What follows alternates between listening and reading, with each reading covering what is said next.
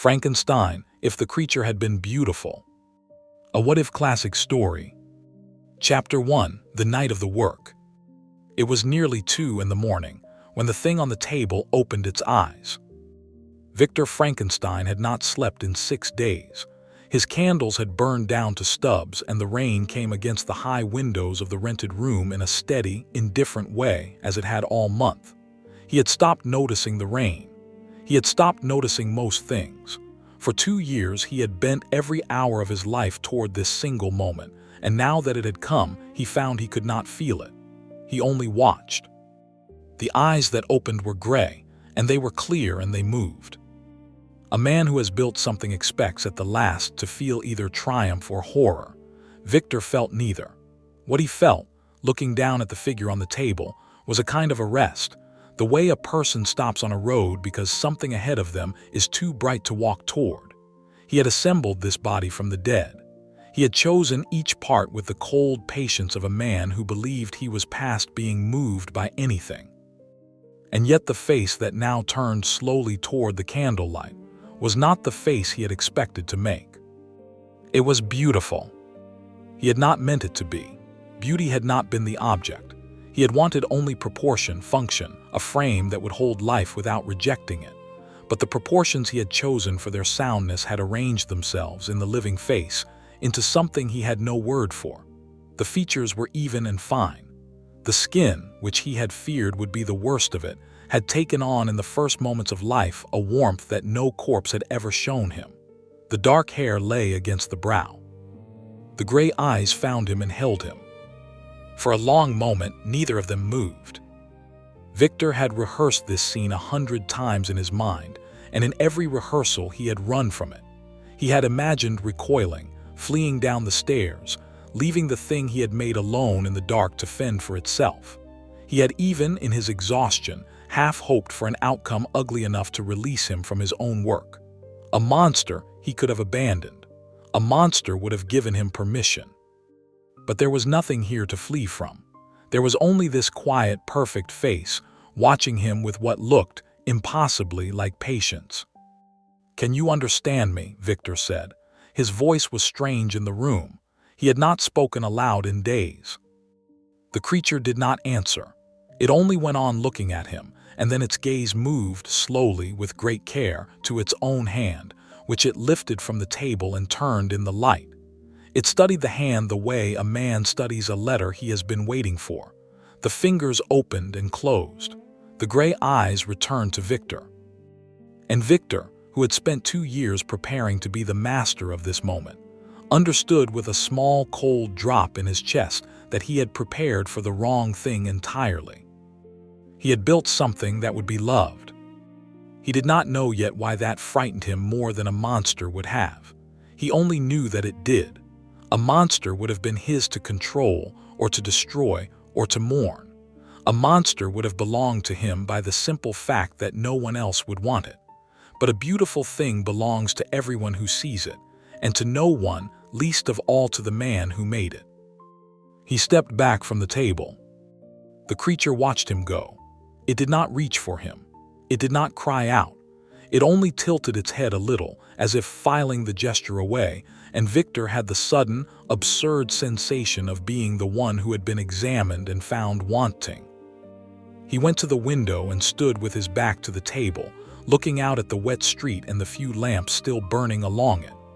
Behind him, he heard the small sounds of the new body learning itself, the rustle of the sheet, the careful shift of weight, a breath drawn deliberately in and let deliberately out. He did not turn around. "What have I done?" he thought. And then, because he was an honest man in the one way that did him the least good, he corrected himself.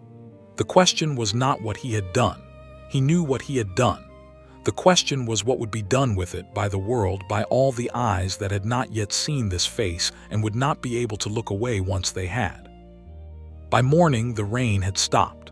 The creature had risen from the table on its own and was standing at the far end of the room, dressed in the loose clothes Victor had left there without quite admitting why.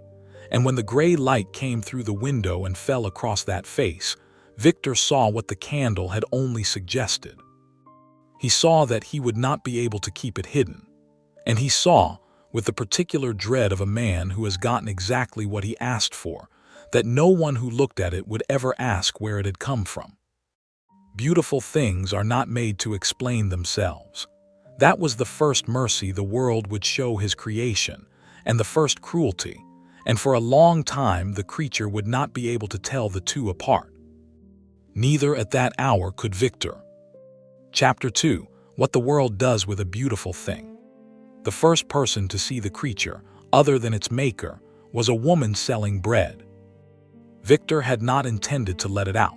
He had intended, in the vague and cowardly way of a man postponing a decision, to keep it in the room until he understood what he meant to do. But a body that has just received life is hungry, and there was no food in the room, and on the third day the creature simply walked to the door, worked the handle with the deliberate patience it brought to everything, and went down the stairs into the morning.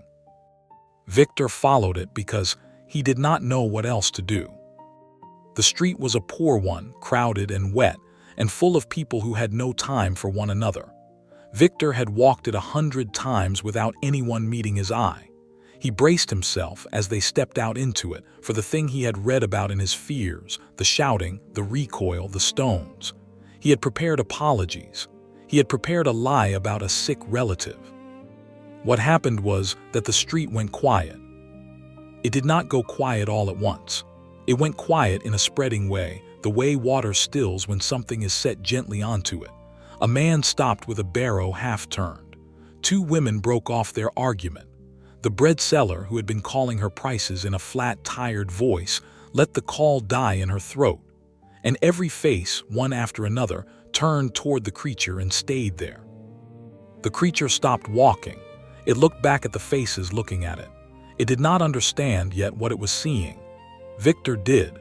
He had seen it the night before in his own reaction, and now he watched it move through a whole street of strangers, the same arrest, the same brightness too strong to walk toward. "Oh," said the bread seller softly to no one. And then, recovering, she did a thing Victor would think about for years afterward. She broke off a piece of her own bread, the bread she sold to live, and held it out across her little table to the creature, and she smiled. She did not ask who he was. She did not ask why he stood so strangely, or why his clothes hung wrong, or why the man beside him looked as though he had seen a ghost. She asked nothing. She only wanted, for no reason she could have named, to be the one to give him something. The creature took the bread. It looked at the bread and then at the woman, and then it did the thing that decided everything. It smiled back. Victor heard distinctly several people draw breath. By the end of that single street, the creature had been given bread, an apple, a coin pressed into its hand by a man who then hurried away embarrassed, and the open admiration of perhaps 30 strangers who an hour before had been too tired and poor to be kind to anyone. None of them asked his name. None of them asked where he lived. They wanted to give him things, and they wanted him to look at them while they did it, and when he did, they went away lighter than they had come.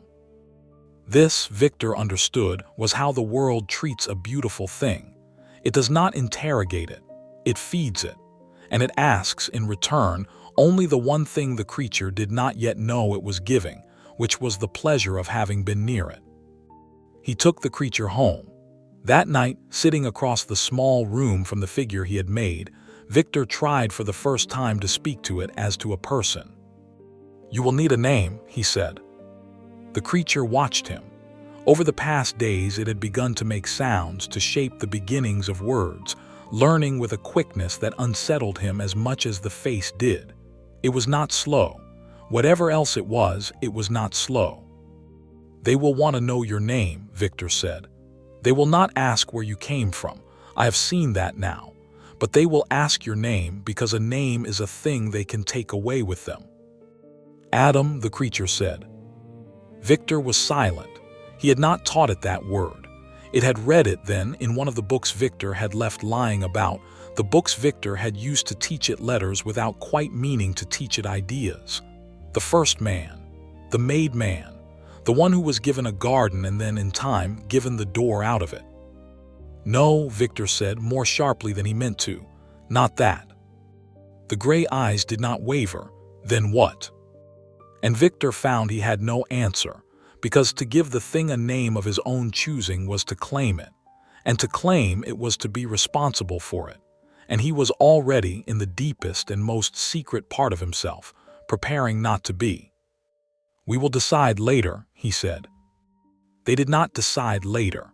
The world decided for them as the world does, and the name the world gave the creature was not a name at all.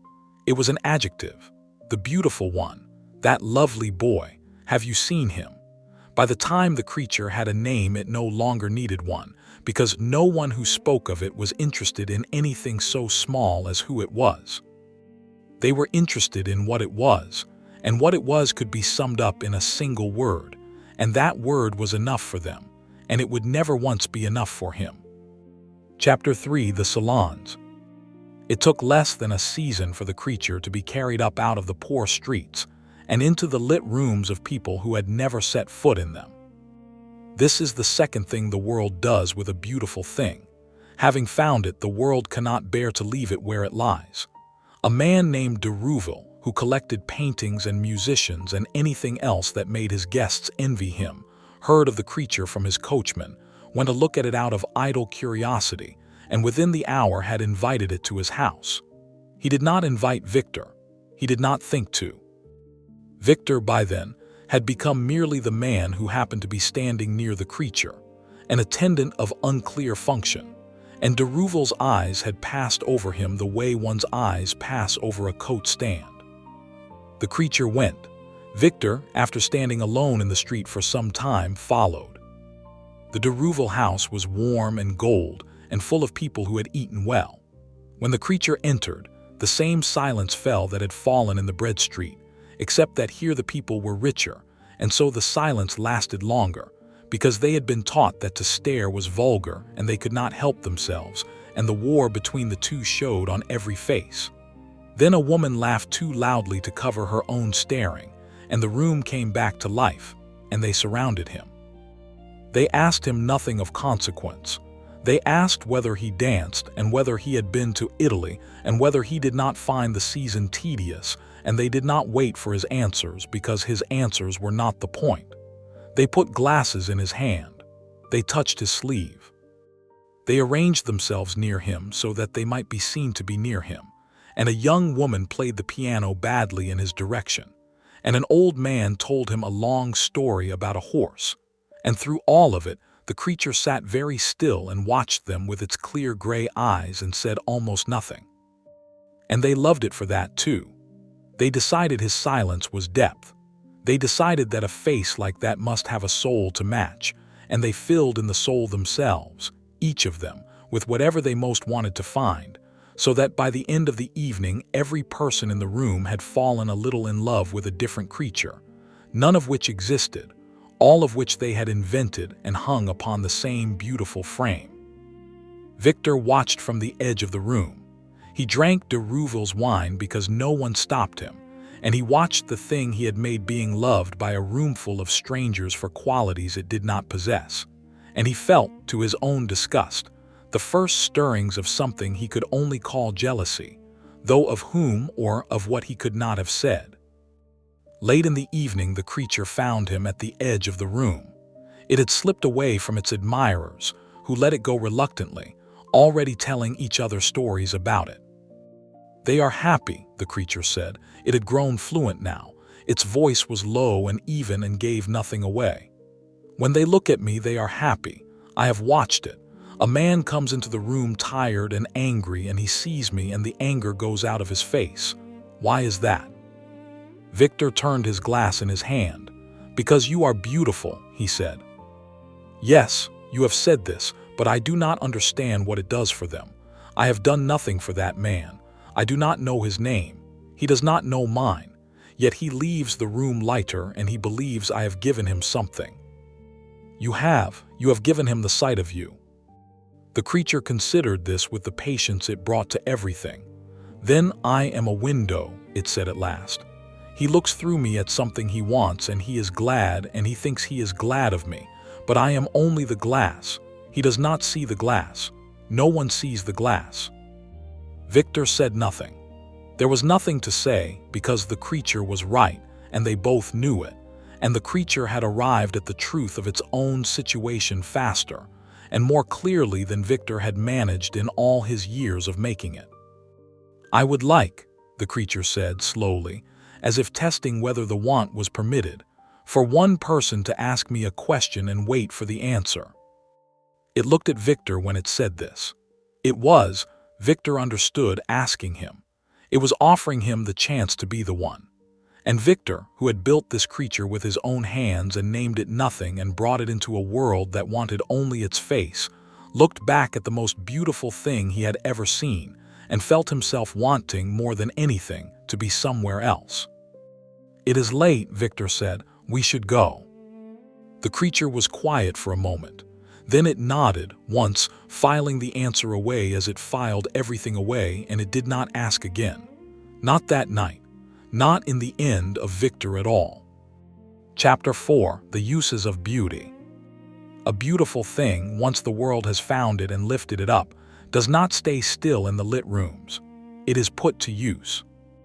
This was the third thing, and it came on so gradually that the creature did not notice the change until it was complete. The salons led to other salons. A painter asked to make its portrait, and the portrait was exhibited, and people came who had never heard of it and went away having heard of nothing else. A dressmaker begged it to wear a coat of his making to a particular ball, and the coat was admired, and the dressmaker's fortune was made. And he never paid the creature anything because it had not occurred to either of them that the creature should be paid, any more than a flower is paid for being put in a vase. De Rouville, who had found it first, came to think of it as his. He spoke of it as one speaks of a horse or a vineyard. My discovery. He brought it out for important guests and put it away when there were none, and he was generous to it in the way a man is generous to a possession that increases his standing, and he would have been genuinely astonished to learn that the creature considered itself a person with wants of its own. And the creature let itself be used at first because it did not know it had any other choice, and later because it had learned something that the lit rooms teach everyone in them eventually. It had learned that to be wanted for your face is still, in some thin and starving way, to be wanted. The man who looks through the window does not see the glass, but he comes back to the window. He comes back every day. There is a kind of company in being looked at, even when no one is looking at you. So the creature learned to give them what they came for. It learned which silence they read as depth and which smile they read as warmth. It learned to tilt its head so that the candlelight fell the way de Rouville liked, to be present at the right doors at the right hours, to be the thing they expected because the thing they expected was the only version of it they would tolerate. It became, in short, very good at being beautiful, which is a skill like any other and as lonely as any other. And the better it became, the less anyone wondered whether there was anything underneath. It was clever. That was the part no one wanted. In the long empty hours when no one needed it to be looked at, the creature read. It read everything in de Rouville's house, the philosophy and the poetry and the dry accounts of distant countries, and it understood what it read, and it formed opinions, and it had no one to give them to. Once, at a dinner, it ventured one. It corrected, gently and correctly, a gentleman who had misquoted a line of Latin. The table went silent in a new way, a chilled way, and de Rouville laughed it off.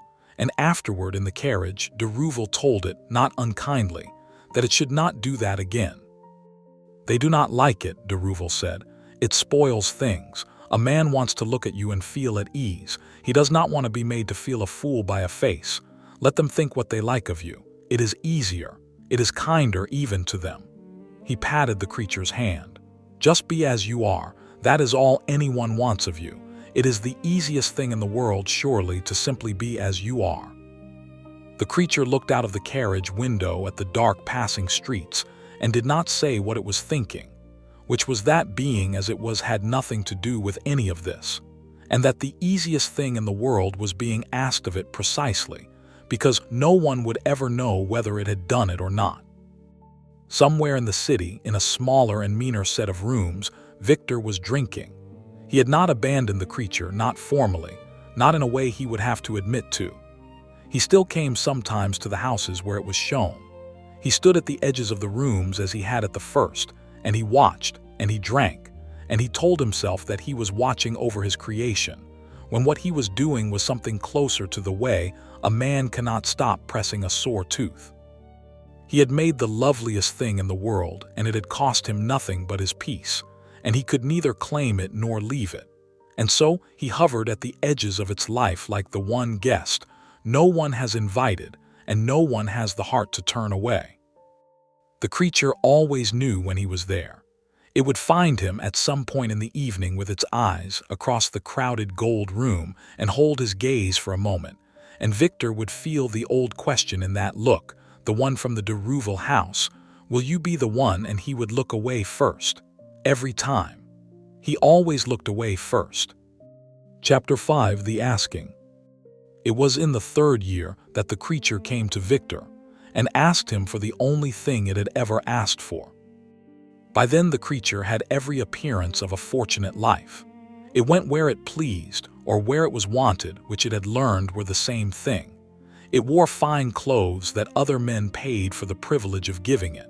It was known across the city, and its name, which it had finally been given by the world and which meant nothing, was spoken in rooms it had never entered. By any account a man might keep, the creature had been given everything that Victor's original, the wretched and the hideous, had begged for and been denied. It was not driven into the wilderness. It was not stoned from doorways. It was not alone. It came to Victor's rooms on a winter evening unannounced, and Victor, opening the door to find that face filling the dark hallway, felt the old lurch, half love and half flight, that he had never managed to be rid of. "I need you to make me one thing," the creature said. Victor let it in. He had grown shabby in those years. The rooms were cold and the fire was low, and he did not apologize for any of it, because the creature had never once, in all its life, judged him for anything, and this was one of the few comforts left to him, that there was one being in the world before whom he did not have to perform. "I will not make another," Victor said before the creature could go on. He thought he knew what was coming. He had read it in his own old nightmares, the demand for a companion, a second creature, a bride. "I made you, and I have watched what the world did with you, and I will not put another into it. Whatever you have suffered, I will not double it." The creature looked at him with something that might, on a face less perfect, have been called pity. "You think I want a companion like myself," it said. "Another face for them to look through. No, I have watched myself for 3 years in their eyes. I would not wish that on a stone." It sat down across from him at the cold hearth. "What I want, you have already shown me you cannot give. So I will ask you for the next thing, the smaller thing, and I think you can give me this one because it costs you nothing." Victor waited. "I want you to tell me what I am," the creature said. "Not what they say I am. They say I am beautiful, and I have learned that beautiful is a thing that happens in the eye of the one who looks, and so it tells me nothing about myself, only about them. I want to know what I am to you. You made me. You stood over me on the first night. Before any of them ever saw my face, you saw it. You are the only one who knew me before I was beautiful, when I was only parts on a table and you did not yet know what you had made. So you are the only one who can tell me, am I a person, or am I a window?" The fire ticked. Outside, snow had begun to fall against the dark glass, and in the street below a man hurried past, and somewhere a door closed. Victor opened his mouth to say a person. He wanted to say it. He believed in the part of himself that still believed anything, that it was true. He had spoken with this creature for 3 years. He had heard it reason and remember and want. He knew, better than any of the gold rooms full of admirers, that there was someone behind the gray eyes, someone clever and lonely and patient who had been asking the same question of the world since the first morning and had never once been answered. And he found that he could not say it. Not because he doubted it, because to say it was to take it on. To say you are a person was to say, and therefore you are owed something, and I am the one who owes it, and I have owed it since the night I made you, and I have spent 3 years pretending the debt belonged to strangers. It was to give up, finally and completely, the long, comfortable cowardice of standing at the edge of the room. A monster he could have answered, because a monster asks for nothing a man feels obliged to give. But this quiet, reasonable question, asked by the loveliest thing he had ever made, in his own cold rooms with snow at the window, was the one thing in the world Victor Frankenstein could not afford to answer truthfully, because the true answer would cost him the whole of the life he had left. "You are," Victor said and stopped. The creature waited. It had waited for 3 years. It could wait a little longer. That was the worst of it, that even now it was patient, that it sat across the cold hearth and gave him every chance, far more chance than he had ever given it. "You are a remarkable thing," Victor said at last. "Anyone would tell you so." The fire ticked, the snow fell. The creature sat very still for a moment, and then it nodded, once, in the way it nodded when it was filing an answer away.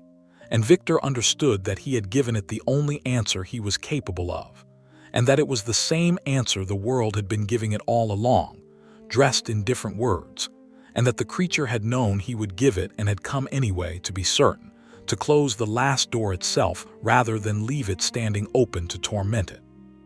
"Thank you," the creature said. It rose. "That is a true answer. It is not the one I wanted, but it is true, and you are the only one who has ever given me a true one, so I find I am grateful for it after all." It went to the door. Victor did not rise to stop it. He told himself even then that there was nothing to stop, that the creature had got what it asked for, that he had been honest, that honesty was a kind of respect. He told himself a great many things in the few seconds it took the creature to reach the door, and he believed none of them, and he did not move. At the door the creature paused and looked back, and for the first time in 3 years it did not ask the question with its eyes. The asking was over. It only looked at him, the way one looks at a thing one is leaving for good and wishes, against all sense, to remember kindly. "You made something beautiful," it said. "I think you wanted to make something they would love, and you did. You made the most loved thing in the city." A pause. "I only wish for your sake more than mine that you had made something they would know. A man can live a long time on being known. I have watched them do it, the plain ones, the ones no one turns to look at, the ones with friends who argue with them and remember their names. They have so little and it is so much." It opened the door onto the cold stair. "Be well, Victor." And it went down into the snow, and Victor sat by his dying fire and did not follow, and that, in the end, was the whole of the tragedy, that there was nothing dramatic in it at all.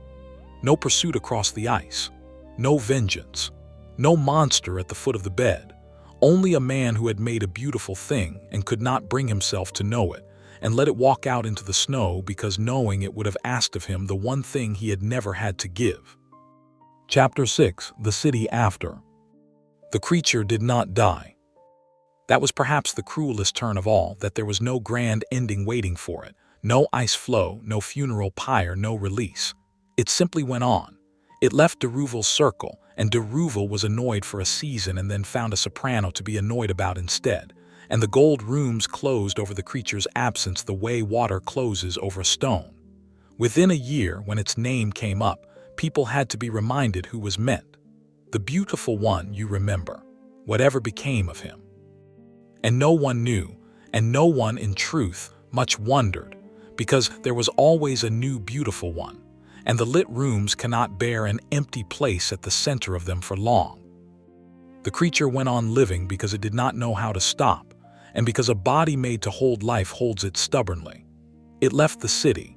It took work where work could be had, and here it found a strange thing, which was that away from the salons, among people who were too poor or too busy to make a religion of a face, its beauty became merely a fact, like tall or left-handed, something noticed and then forgotten. A foreman hired it and worked it hard and shouted at it when it was slow, and learned its name because he needed to call it across a yard, and once when it was sick, sent a boy with broth. It was not love. The foreman did not love it. The foreman barely thought of it. But the foreman knew its name and used it, and expected it to be in a particular place doing a particular thing, and was put out when it was not, and this small, rough commerce of being needed and known was more than the whole gold city had ever given it. And the creature understood at last that it had been looking in entirely the wrong rooms. It did not become happy. It would be a lie to say it became happy, and it had spent its whole life being lied about and would not begin lying about itself. But it became, in time, something it had never been in all its years of being loved. It became ordinary. It worked and was known by the people it worked beside, and they argued with it sometimes, which it had longed for, and forgot its birthday, which it found it did not mind. And one of them, a woman with a hard face and a sharp tongue, took to sitting with it in the evenings and disagreeing with it about everything, and never once, in all the years she knew it, told it that it was beautiful. This was the most it was ever given. It was enough. It had to be. And Victor Frankenstein, in his cold rooms in the city, grew old without ever knowing what had become of his creation, and told himself sometimes that he had done it no wrong, that he had given it beauty, which is what every man wants, that whatever loneliness it had suffered was the world's doing and not his. He died believing this mostly.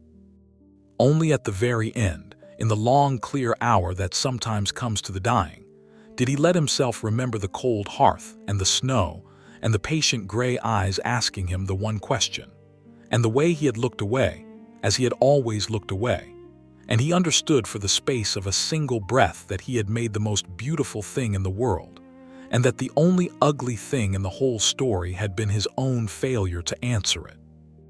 Then the hour passed, as those hours do, and he died, and no one made his portrait, and the streets closed over him too. Chapter 7: The Window. Years later, in the rough northern town, where the creature had gone to be ordinary, a child asked it a question. The child belonged to the hard-faced woman, or had attached itself to her household in the loose way of children in poor places, and it was at the age when it had begun to notice that one of the adults in its small world did not look like the others. It had not yet learned that this was a thing one did not say, so it said it. "Why are you so beautiful?" the child asked, not with wonder, with the flat scientific curiosity of the very young, the way it might have asked why the sky was the color it was. The creature, who was old now, or as old as a thing like it could become, and whose face had not aged the way the faces around it had aged, set down what it was holding and considered the question seriously, because it had spent its whole life wishing someone would. "I do not know," it said. "I was made this way. I did not choose it and I did not earn it, and for a long time I thought it was the best thing about me because it was the only thing anyone would speak of. I thought if I am this, then this must be what I am for." It looked at the child. "It is not the best thing about me. I will tell you the best thing about me, and you must not tell the others because they will laugh." The child nodded, grave with the weight of a secret. "Best thing about me," the creature said, "is that your mother argues with me, that the foreman knows my name and is angry when I am late, that you have asked me a question and are waiting right now for me to finish answering it. That is the best thing about me, not the face. The face was only ever a window. People looked through it at things they wanted and they thought they were looking at me, and they never were, not once, in a great gold city full of people who said they loved me." It picked up its work again. "You looked at the window and asked about the window, but you asked me. You waited. No one in that whole city ever waited." The child did not understand most of this, and would not for many years, and by the time it did understand, it would have forgotten that this was where it had first heard it, which is the way of nearly everything that matters. It only knew that it had asked a question and been answered, fully and slowly, by the strange, beautiful person who lived at the edge of its mother's life, and it went away satisfied in the way children are satisfied, which is to say completely, and without knowing why. The creature watched it go. Then it turned to the small window of the rough room, the real window, the glass one, and looked out at the gray northern street, where men in plain coats hurried through the cold to lives in which no one would ever stop to stare at them, in which they would be argued with and needed and forgotten and known. And it found that it did not envy them any longer, because at last, in the smallest and latest and least beautiful way, it had been given the same. Outside, the light was failing. A man passed under the window without looking up. He did not know that the loveliest thing ever made by human hands was watching him from the glass above, and he would not have cared if he had known. And the creature, watching him go, was for the first time in its long life entirely content that this was so. It had wanted, once, for a single person to ask it a question and wait for the answer. In the end, it had been asked by a child who would forget, in a town that would forget, at the cold edge of a life no one had envied. It was so much less than it had dreamed of in the gold rooms when the whole city loved it. It was so much more than the whole city had ever given. The creature stood at the window until the light was gone, and then it lit a small lamp, because someone would be coming home soon who would want to argue with it about something. And it found, to its own quiet wonder, that it was looking forward to being wrong. A what-if classics retelling,